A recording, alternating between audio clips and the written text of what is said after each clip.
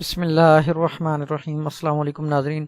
آج ہم بات کریں گے وراثت نامہ سے متعلق، جس کو انگلش میں ہیئر شپ سرٹیفکیٹ بھی کہا جاتا ہے۔ یہ سرٹیفکیٹ کیسے حاصل کیا جاتا ہے، کس کورٹ سے حاصل کیا جاتا ہے، کون پٹیشن جو دعویٰ ہے وہ کس طرح تیار کیا جاتا ہے، اور اس کے بعد تھوڑا سا مختصر سا جو طریقہ کار ہے وہ بھی اس ویڈیو میں ڈسکس کریں گے۔ اگر کوئی شخص فوت ہو جاتا ہے تو اس کی پراپرٹی کو ٹرانسفر کروانے کے لیے یا اس متوفی سے متعلق دیگر معاملات کو سر انجام دینے کے لیے وراثت نامہ کی ضرورت پیش آتی ہے، جو کہ تمام ورثاء کو امپلیٹ کر کے ان کو پلینٹفس بنا کر سول کورٹ میں دائر کیا جاتا ہے، اور اس کے بعد ایک ڈکلیریٹری ڈگری عدالت پاس کر دیتی ہے جس میں ڈکلیئر کر دیتی ہے کہ یہ ورثاء اس شخص کے ہیں۔ اب وہ ایک اتھینٹک ڈاکومنٹ ہوتا ہے، وہ کسی بھی جگہ استعمال کیا جا سکتا ہے، چاہے وہ فارن کنٹری ہو، چاہے وہ پاکستان کے اندر ہی استعمال کیا جانا ہو۔ تو یہ اس کے لیے جو ایک اور چیز، اگر ایک شخص ہے جس کی 2 بیویاں ہیں، ان کی اولاد بھی ہیں، تو دونوں بیویوں کے جو ہیں نام یہاں پہ آئیں گے، ان کی اولادیں آئیں گی۔ جو وارث بنتا ہے، پہلے یہ مشورہ لے جائے کسی عالم سے، مفتی سے، کہ کون شخص جو ہے وارث بنتا ہے اس کا یا نہیں، کیونکہ یہ ایک پیچیدہ اور مسئلہ ہے جس کو پہلے ڈسکس کیا جانا بہت ضروری ہے شرعی لحاظ سے، اور کسی بھی جو ہے وارث کا حق بھی نہ مارا جائے۔ تمام ورثاء کے نام درج کی جائیں جو ویلڈ طور پر، جو واقعی قانونی طور پر اور شرعی طور پر وارث بنتے ہیں۔ تو سٹارٹ کرتے ہیں۔ نمبر 1 پہ جو ہے لکھنا ہے کورٹ کا نام، سول کورٹ ہوگی in the court of senior civil جج، علاقے کا نام آ جائے گا، راولپنڈی یا جو بھی علاقہ ہے وہاں پہ آ جائے گا، جس علاقے کی کورٹ میں فائل کرنا ہے، جہاں پہ متوفی کی پراپرٹی ہے یا رہائش ہے فریقین کی، اب یا لاسٹ ٹائم اس کی کوئی پراپرٹی تھی وہ متوفی کی۔ اب یہاں پہ جو ہے ان ورثاء کے نام آ جائیں گے تمام۔ یہ جو ایک پروفارما آپ کے پاس سامنے ہے، اس میں صرف بہن بھائی ہیں، ان کے والدین کی ڈیتھ ہو چکی تھی، اور اب جو ہے اس کے والد کا وراثت نامہ جو ہے بنوایا جا رہا ہے۔ یہاں پہ دیکھیں عطا محمد،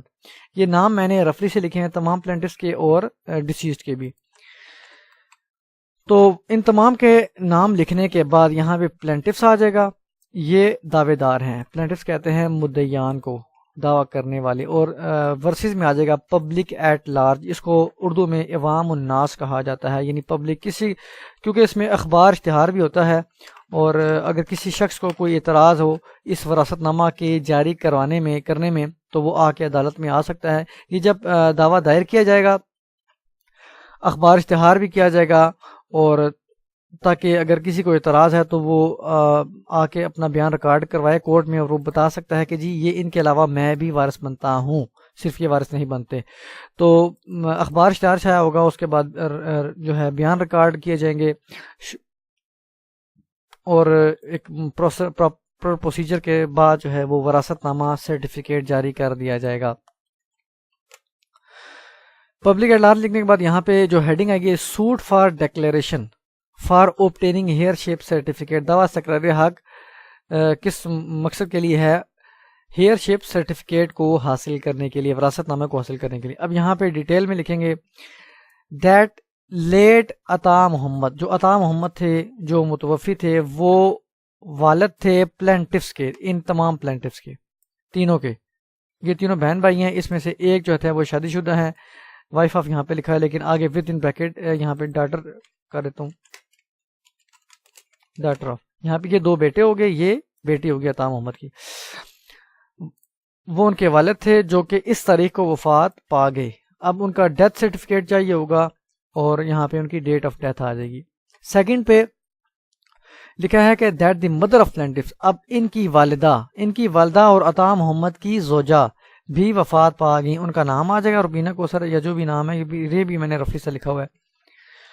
اور اینڈ پیرنٹس آف ڈیسیز، کیونکہ والدین بھی وارث بنتے ہیں تو ان کا بھی ذکر آ جائے گا کہ ان کے والدین بھی وفات پا چکے ہیں،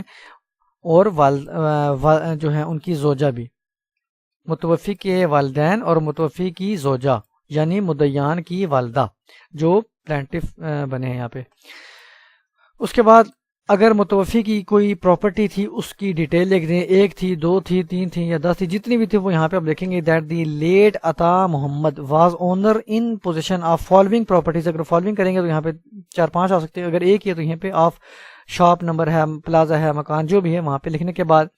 اگر ان کے پاس کوئی سیل ڈیڈ تھی تو یہاں پہ جس بنیاد پر وہ مالک بنے تو یہاں پہ اس کا سیل ڈیڈ کا نمبر آ جائے گا. یہ تمام چیزیں انٹر ہو جائیں گی. نمبر 4 پہ that after the death of late عطا محمد، ان کی وفات کے بعد جو متوفی ہیں پلینٹفس جو مدیان ہیں، جو ان کے بیٹے بیٹیاں ہیں، وہ سروائیونگ لیگل ہیئرز ہیں. یہ خود بیان کر رہے ہیں جو مدیان ہے اس پٹیشن میں. اور اسی وجہ سے وہ جو متوفی ہے ان کے جو پراپرٹی ہے اس میں سے اپنے اپنے حصے کی حد تک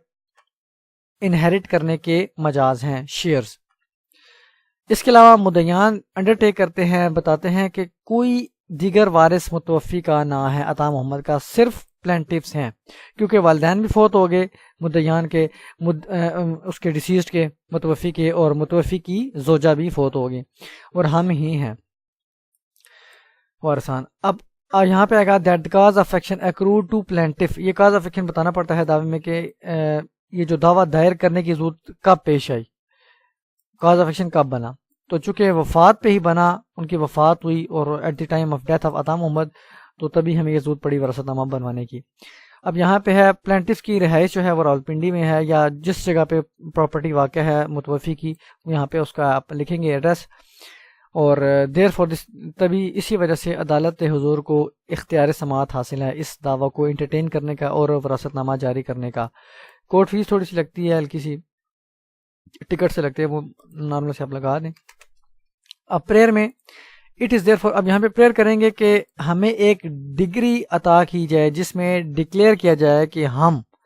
متوفی یعنی عطا محمد کے وارثان ہیں، اسی وجہ سے ہم ان کے جو پراپرٹی ہے اس میں سے اپنے اپنے حصے کی حد تک جو ہمارا شرعی حصہ ہے، قانونی حصہ ہے، وہ انہیرٹ کر سکیں، یا ہم وہ انہیرٹ کرنے کے مجاز ہیں. یہ ہماری پریئر ہو جائے گی. دیگر دادرسی بھی لکھ دیں، اینی ادر ریلیف جو عدالت مناسب خیال کرے وہ بھی ہمیں عطا فرمائی جائے.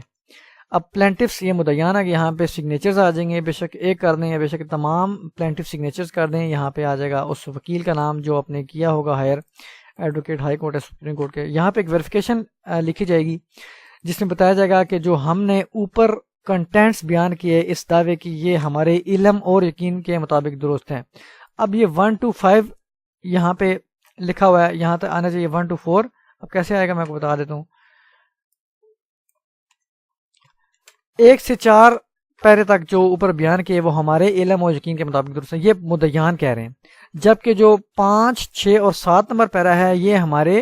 اطلاع کے مطابق درست ہے، کیونکہ ان کو نہیں پتا کاز آف ایکشن کیا ہوتا ہے. یہ چیزیں جو لیگل ہیں وہ کورٹ فیس کا ان کو کیا پتا کیا ہے، تو یہ ایک لیگل چیز ہے. اس وجہ سے ان کو انفارمیشن جو وکیل کی طرف سے پرووائڈ کی گئی ہو یا جس نے بھی کی ہو ان کے مطابق یہ بھی درست ہے، ان کو یقین ہے کہ یہ درست ہے. اب یہ کورٹ میں فائل کیا جائے گا، ایویڈنس ریکارڈ کیے جائیں گے، اخبار اشتہار کیا جائے گا اور وراثت نامہ آپ کو ایشو کر دیا جائے گا.